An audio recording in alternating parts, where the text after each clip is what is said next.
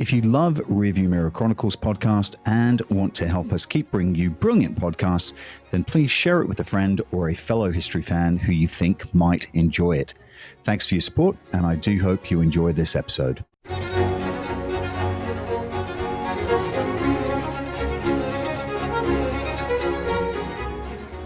Hello, I'm Keith Hocton. I'm an author and a public historian. And today I'm going to be talking about Napoleon the art thief. But before I get there, I have some musings that I'd like your opinion on. Not every museum in the world holds artifacts that were stolen or plundered from other countries, but many do, particularly institutions with large and historically significant collections. The British Museum is a prime example. The presence of looted artifacts in museums is especially common in older, well-established museums in Europe and North America, which often acquired their collections during the colonial era. So basically, during the 18th, 19th, and 20th centuries.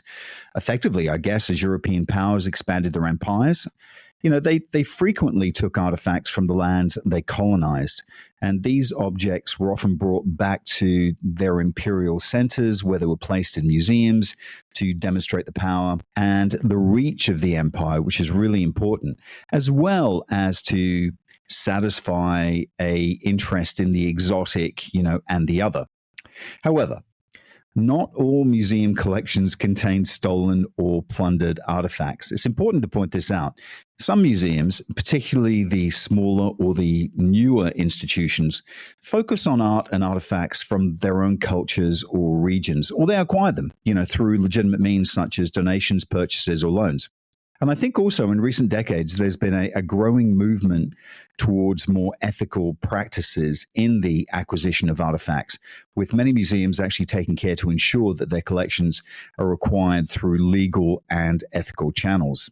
I think also, moreover, many museums are actively engaged in the process of repatriating stolen or looted artifacts to the countries of origin. And there's some really high-profile cases, such as the return of the Parthenon marbles or the Elgin marbles. And I actually did a podcast about that not so long ago to Greece. And of course, there's the return of the Benin bronzes to Nigeria. Those two have actually brought significant attention to the issue of cultural restitution. And some museums have also made efforts to work with the communities from which the artifacts were originally taken to provide, more accurate and respectful representations of their cultures. So when countries invade, they steal art. It's been going on for over 2.5, maybe 3,000 years. And they do it for various complex reasons, I think, that are rooted in power and prestige and cultural dominance. And one of the main motivations is to assert cultural supremacy. It has to be.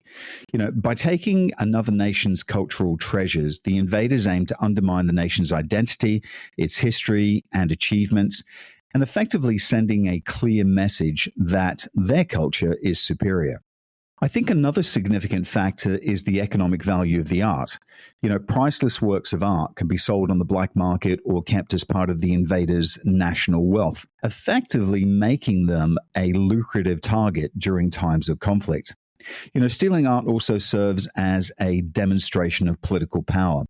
And the podcast that I'm about to share with you on Napoleon was definitely for that. Possessing the cultural heritage of another nation is a way to show the invading country not only dominates militarily, but also has the intellectual and cultural upper hand. Art can actually be used as propaganda, serving as a tool to promote the invader's ideology or to demoralize the conquered population by erasing or appropriating their cultural symbols. Sometimes the theft of art is driven by a desire for revenge or retribution. If a country has been looted in the past, they might steal art from their invaders as a form of payback.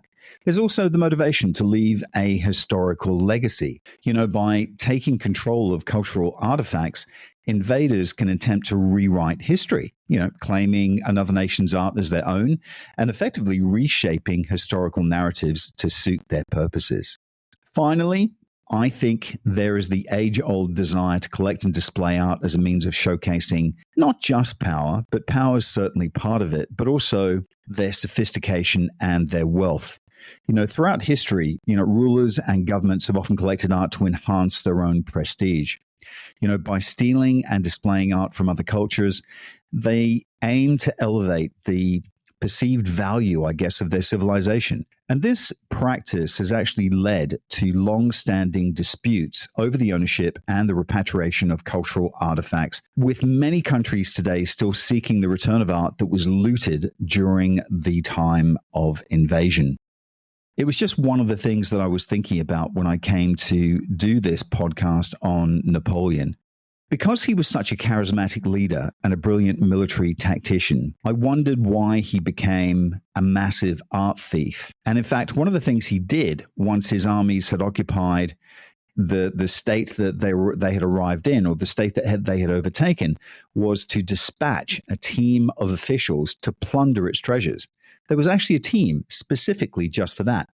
And I think Napoleon's theft of masterpieces from the countries he invaded was driven by a blend of cultural ambition, political strategy, and personal legacy. I think he believed that France, as the pinnacle of civilization, deserved to house the greatest artistic achievements of the world, effectively by centralizing these treasures in France, especially in the Louvre. Napoleon sought to establish Paris as the cultural capital of the world, showcasing France's supposed cultural superiority.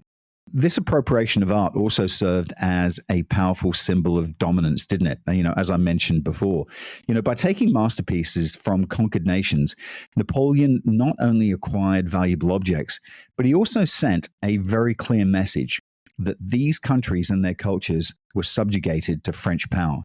The economic value of the artworks further bolstered France's financial standing, without doubt, because these pieces were sometimes sold or used as diplomatic gifts.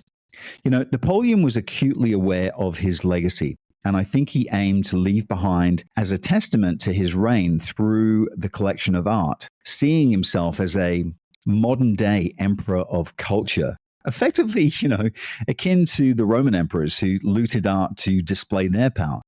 Additionally, I think the French Revolution's ideals promoted the belief in the universal nature of cultural and artistic achievements.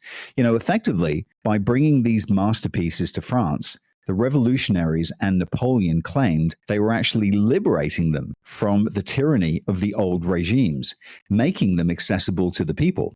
That being said, this looting sparked significant resistance, and after Napoleon's defeat, many of the stolen artworks were actually returned to the countries of origin, although not all of them, as you'll soon discover. Zoning in on one particular piece that he stole was pretty easy, and Cynthia Saltzman wrote an amazing book titled Napoleon's Plunder and the Theft of Veronese's Feast. It's incredible because it actually reveals what fired the French leaders' obsession with looting, some of Europe's great masterpieces and spiriting them back to the Louvre. Her book actually looks at Napoleon Bonaparte's conquest of Europe from, I think, a fascinating perspective, and his proclivity for plundering great works of art from the occupied nations and taking them back to Paris to display in the Louvre. She's actually based her book around Napoleon's appropriation of a single painting called The Wedding Feast at Cana by Veronese, which had hung in the refectory of a Venetian church since it was painted in 1563. So for some 250 years. But he stole thousands of pieces, and I was really intrigued with why she had focused on that one particular piece. And that had me going down all sorts of deep tunnels, researching all sorts of places that I never thought I would go. So if you haven't seen it, Google it. It's an absolute masterpiece. To me, and I hadn't seen it before I started this research, it's a huge painting for a start, and it was absolutely emblematic of Napoleon's whole art plundering project. And before you ask, yes, he had a systematic program in place just to plunder art. And I didn't know that either until I started this research. He effectively wanted masterpieces, and he was completely ruthless in getting them. And paradoxically, I think Saltzman, by focusing on this one Veronese, she could explain not only the significance of this work to the history of art, but I think she could also explain the meaning of its loss to Venice, and also at the same time its importance to Paris and its importance overall to French art. The painting itself depicts a biblical feast and Jesus's first miracle. So according to the New Testament, this was the transformation of water into wine at the wedding at Cana. And this event is recorded in the Gospel of John, chapter 2, verses 1-11. During the wedding feast, the hosts run out of wine, and Jesus' mother, Mary, informed him of the situation. Jesus then instructed the servants to fill 6 stone water jars with water, and when the water was drawn out, it had miraculously turned to wine. This miracle is significant because it marks the beginning of Jesus' public ministry, and it's often seen as a sign of his divine authority. So a very important painting for Veronese to attempt. And the other amazing thing about this picture is that Veronese actually sets this biblical feast on a terrace in his own 16th century Venice. It covered the entire wall of the church. It has 130 figures, many life-sized, and he dresses them in the silks and other fabrics for which Venice had become so famous. And I think what's really wonderful about this picture, I mean, it's really an incredible picture, is his use of color. It's brilliant. I mean, the color's brilliant, but it's brilliant. And Venetians became very famous for their color, but also for the illusion of reality. So it actually appears as though this scene is taking place right in front of the viewer, almost in 3D. And the details, they are unparalleled. I mean, he really creates the appearance or the illusion of brocade and light playing over it. It's so beautiful. And everywhere, Veronese impresses with the virtuosity of his performance, you know, the absolute mastery that he has over oil paint. But if you don't know Veronese, let me tell you just a little bit about the man himself. He was one of 3 great 16th century Venetian artists. There was Titian, Tintoretto, and Veronese. And he came from Verona, and that's why he was called Veronese. And he moves to Venice in 1555. And he really established himself with his first major commission in the Doge's palace, the government seat, on the ceiling. And he paints a picture of Jupiter expelling devices. It's a very allegorical painting. But the thing is, it makes it look as though these figures are actually falling from the sky. It's quite incredible. So once he showed the Venetians that, and they had never seen anything like it, he started to get many other commissions for ceiling paintings. And he painted using these beautiful, brilliant Venetian colors. So if you're not familiar with Venetian colors, they refer to a palette traditionally associated with the Venetian school of painting during the Renaissance period. So effectively, these colors are often rich, warm, deeply saturated, reflecting the luxurious and the opulent atmosphere of Venice during this particular period. You know, some of the key characteristics of Venetian colors would include deep reds, which, you know, often derived from pigments like vermilion and red ochre, and, you know, rich seeds that were used in fabrics and drapery, and to add warmth to, you know, the flesh tones. They would also use golden yellows, which were inspired by the golden light of Venice and, you know, the wealth of the city. They would also include luminous blues and earthy greens and warm browns. You know, these colors were used to create depth and contrast, you know, and they're often seen in the backgrounds and as base tones. The Venetian approach to color was less concerned with the precise drawing and more focused on the effects of light and color. That's where the magic is, you know, which led to a style that was vibrant, atmospheric, and full of life. They draw you in. You think you're in them. You think you're there. The use of these colors helped Venetian painters like Titian and Tintoretto and Veronese to achieve a depth and a warmth in their works that was absolutely unique to the region. So in 1562, when the abbot of St. George Magori was selecting an artist, to paint this incredible biblical feast in the monastery's refectory, he selected Veronese because by that time he was running a large workshop and he had numerous commissions and he had a lot of people working for him and he'd really established himself in Venice. But just returning to Napoleon for a second, let me give you an idea of the scale of his appropriation of great artworks from across Europe. Before I did this, I was wondering, the question I had was, how many masterpieces did he actually plunder and over how many years? And I didn't think it was going to be as many as I found. The scale of his plundering was vast. He actually starts in his very first campaign in Italy. And this is when he took the Veronese. And Napoleon at this stage is only 26 years of age. And that's what's fascinating. As he races across northern Italy, conquering various Italian states, he was also fighting the Austrians and conquering the Italian states that were either neutral or allied to the Austrians. And what he does is he forces these states that he defeats into putting works of art into the terms of their peace treaties. So effectively, he's stealing, but he's making the countries agree to it in a legal document. And then he would go on, later when he's, the Emperor of France or Emperor of the French to plunder Germany and Austria, and not so successfully, Spain. And then the head of the Louvre would go back to Italy after the states had been conquered and agree the art that would be taken. And this was being done in 1811, 1812, and 1813. And he was actually advising Napoleon at the time. So the plundering was vast in Italy. And this ultimately, they would take some 500 works of art just from Italy alone. And really interestingly, only about half of them to this day have been given back. Just to put this into context, when I started this, I knew that Napoleon wasn't the first to do this because, of course, plundering really dates back to ancient times. And I think it starts probably with the Romans at least. And then in the 17th century, Queen Christina of Sweden famously plundered the art of Rudolph II when her armies invaded Prague. But in the 18th century, this had become, partly because of the Enlightenment influence, this was no longer the norm. Armies weren't plundering as much as they used to. And in fact, Napoleon's army was the first one to resurrect this. So the French during the French Revolution, when France was at war with Austria, they had victories in Austria and the Netherlands, and they plundered the works of art in Antwerp, these fabulous Rubens, altarpieces.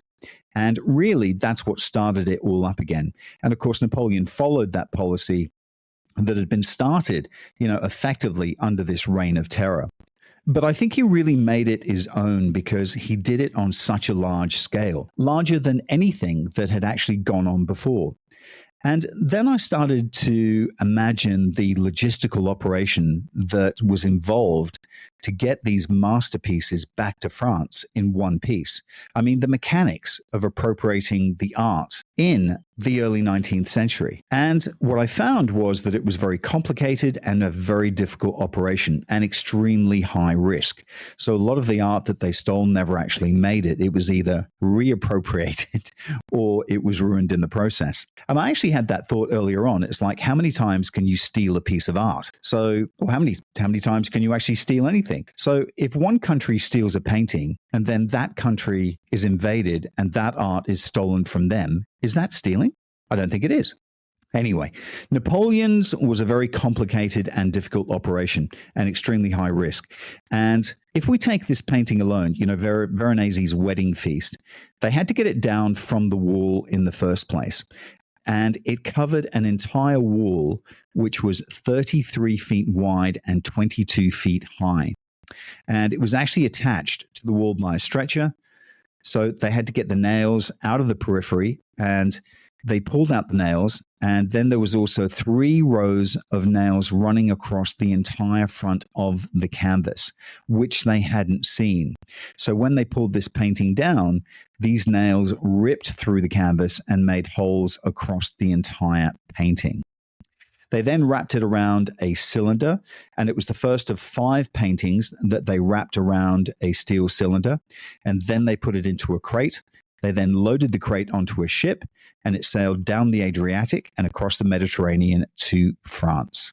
I think what's really interesting is that we know of Napoleon because of what he did in Europe. His conquering, him as a warmonger, him as emperor, him as the lover of Josephine. And actually, that's just brought something back to mind. There were some fabulous ads, TV ads, on in the UK. And if the net was around when these ads had come out, they would have gone viral. And one of the most famous ads uses this phrase that was on a British TV commercial for a Cadbury's Flake chocolate bar in the 1980s. And the ad actually played on the idea of indulgence, and temptation. But the catchline was fantastic. The catchline was, "Not tonight, Josephine," or "Not tonight, Josephine." And it was used basically to humorously suggest that the product was too irresistible to share, even with his most romantic partner. And, it had a light-hearted, kind of whimsical tone, often depicted a woman who you presume is Josephine, standing next to Napoleon, who's enjoying a flake chocolate bar in a luxurious and solitary manner, turning down the advances of a would-be lover. It was hilarious. Anyway, enough about chocolate and back to Napoleon. But then I wondered what he knew about art at this stage because, as I mentioned earlier on, he started stealing art when he was 26 years old. I wondered, was he aware of the Renaissance? And to what extent would he have been aware of great artworks as a young man kind of growing up in 18th century France? What I found out was that he was actually a connoisseur of art. And yet, I think the important thing is that he understood that the French kings had used art and architecture to aggrandize themselves, to build up their political power.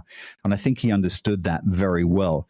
And art, in many ways, for the French kings, was an image of their political power. And I think it was at that age, when he took power, that he decided he would do exactly the same.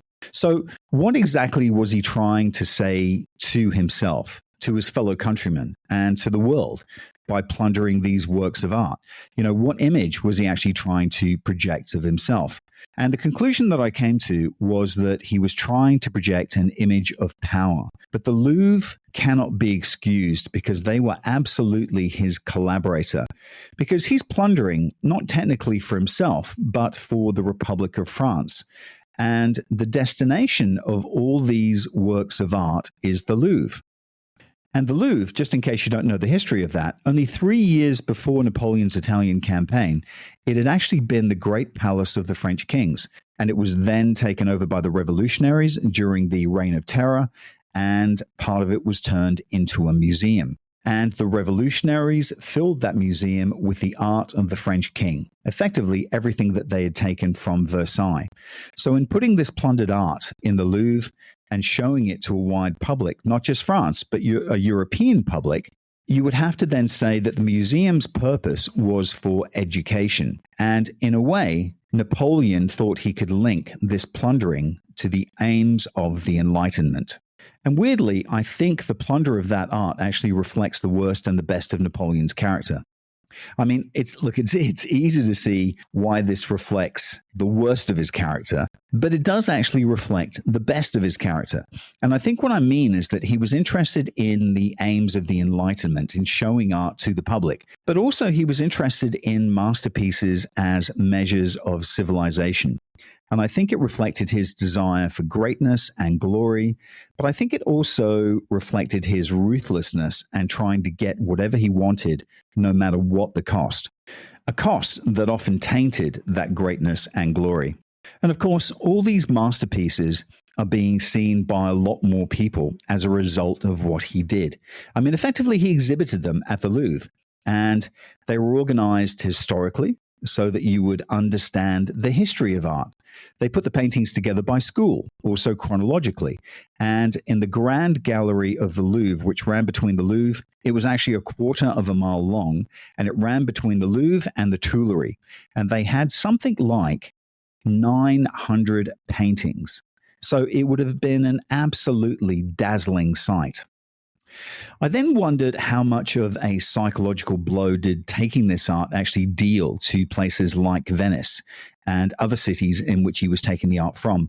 I mean, it had to have been really demoralizing for these cities, these countries losing their incredible masterpieces. And I think Napoleon actually understood that very well. And that's why, in some ways, he used it as a weapon of war. He understood the psychological damage that, in a way, you could, I guess, continue the victory into the future by taking their art. And for instance, the Duke of Parma, Parma was famous for its Correggios. And Correggio was its most celebrated artist. And the victory of Parma, Parma's not such a powerful state, but when Napoleon takes away the Correggios, which is one of the reasons that the people and the artists from all over the world, not only France, but from the United States and Great Britain, were going to Parma at that time, was to see the Correggios. So you're actually stealing not just this incredible masterpiece, but you're also stealing the identity of a town. And of course, the Duke of Parma afterwards tried for several months to have the French revise the terms of the treaty and have the paintings returned. Because, of course, taking artworks is more damaging than just taking money. You can always replace the money, but not the artworks. I then wondered if he'd faced any opposition from other countries. And the fascinating thing was, although the other countries thought it was terrible, and even the French people themselves thought it was terrible, there was a group of French artists who signed a petition asking the French not to take the antiquities from the Vatican in Rome. And they argued, they said, Rome is the art capital of Europe. And the argument was also, if you remove, and this is, I think it's a really important one, it's like if you remove these antiquities from Rome, you will lose the context of those antiquities.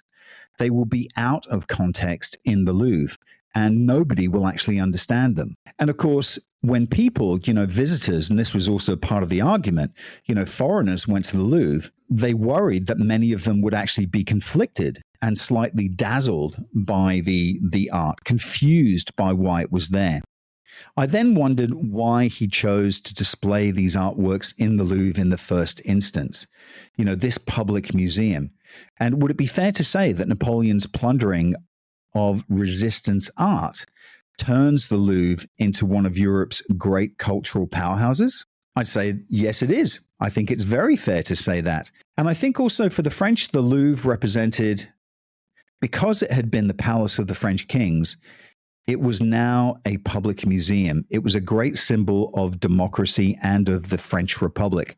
And when Napoleon starts adding, all these plundered works, I think it really came to represent not only the military might of the French Republic, but also its cultural power. In 1802, after the Peace of Amiens, which effectively ended hostilities between Britain and France for about a year, effectively bringing a temporary halt to the conflicts that had been raging across Europe, since the late 18th century, the British actually flocked to Paris and said that the main reason that they were going there was because of the Louvre.